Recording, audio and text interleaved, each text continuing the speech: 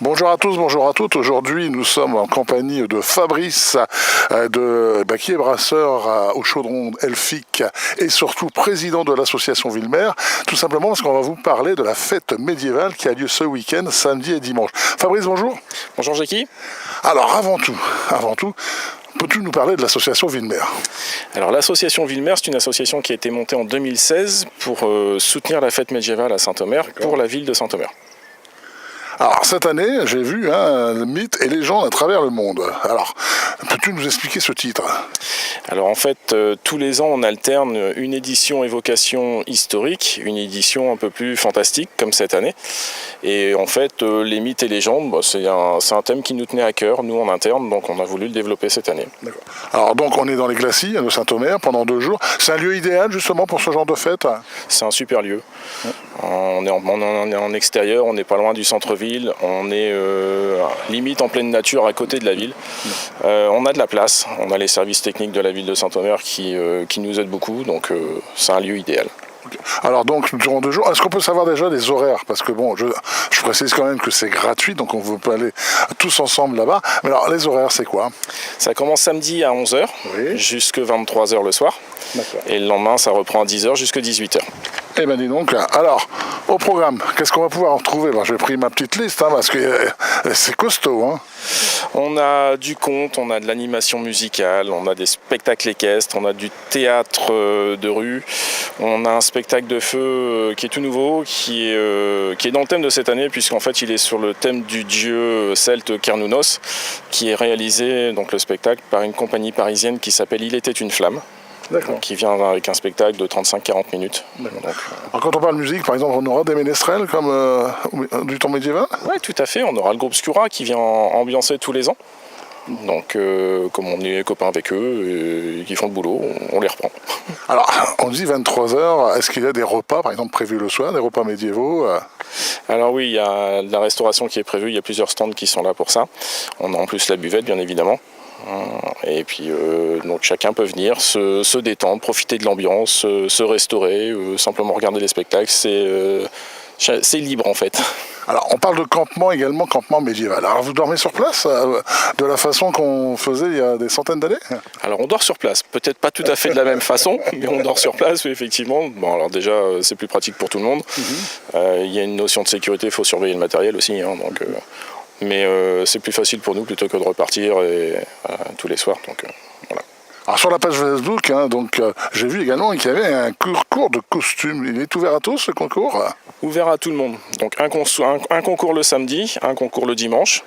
Donc il suffit de se présenter à la buvette avec son costume, de dire voilà, moi je voudrais participer.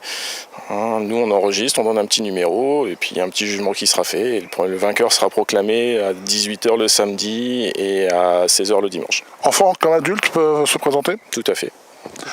Alors également, j'ai vu un escape game, mais ça n'existait pas au temps médiéval, ça. Non, ça n'existait pas. Mais en fait, c'est une nouvelle association sur la région qui s'appelle les Explorateurs de Monde, qui vient donc pour la première à Saint-Omer, ils nous ont proposé ça.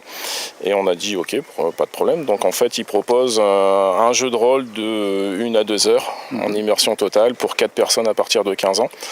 Et en fait, ce sont 2 voyageurs qui proposent aux participants de voyager, de rencontrer des personnages, etc. Donc moi j'en dis pas plus. Imaginaire. Tout à fait. Et c'est un petit peu nous on les a pris parce que ça va un peu dans la volonté de ce qu'on veut, c'est-à-dire une fête médiévale qui soit immersive. C'est-à-dire que les gens puissent venir, prendre ce qu'ils ont envie, regarder ce qu'ils ont envie, mais également participer s'ils veulent participer.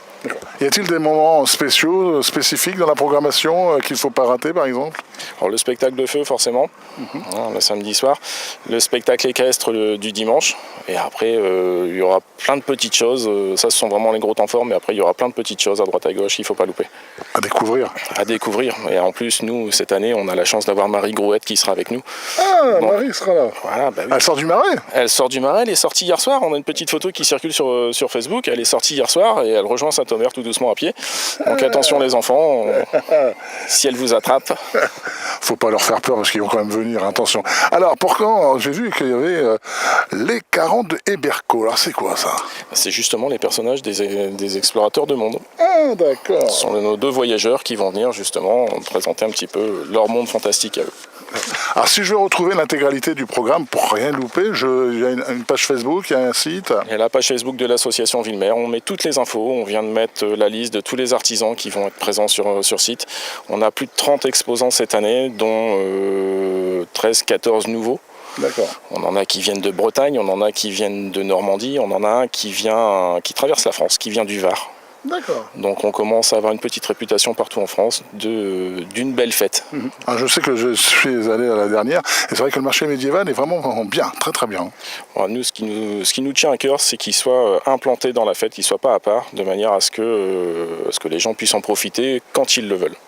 Alors, il y a également une exposition dans la salle Vauban. Alors, c'est quoi? Qu'est-ce qu'on va trouver dans cette exposition? Alors, salle Vauban, on aura le concours des écoles. On a voulu cette année impliquer les écoles de la ville. On a une dizaine d'écoles qui ont répondu. Donc, sur le thème qu'on leur propose, c'est-à-dire les mythes et légendes à travers le monde, on leur a proposé à chacun une mythologie différente qu'ils vont devoir illustrer, donc en art plastique, en fait, en peinture, en sculpture, en ce qu'ils veulent. Hein, l'idée, c'est de donner forme à une légende. Ah d'accord, ok, alors donc dans la salle Beauvau, alors la brasserie Elfic, on va quand même en parler parce qu'on va pouvoir boire ta bière. Alors, peux-tu nous expliquer la particularité de ta bière? Alors la bière, c'est une bière artisanale déjà, qui est faite en petit volume, qu'on ne trouve pas partout, et que je développe de plus en plus pour les événements en fait. Derrière, on a développé d'autres boissons qu'on propose aux particuliers comme aux professionnels. On vient de développer cette année une gamme d'hydromel aromatisés.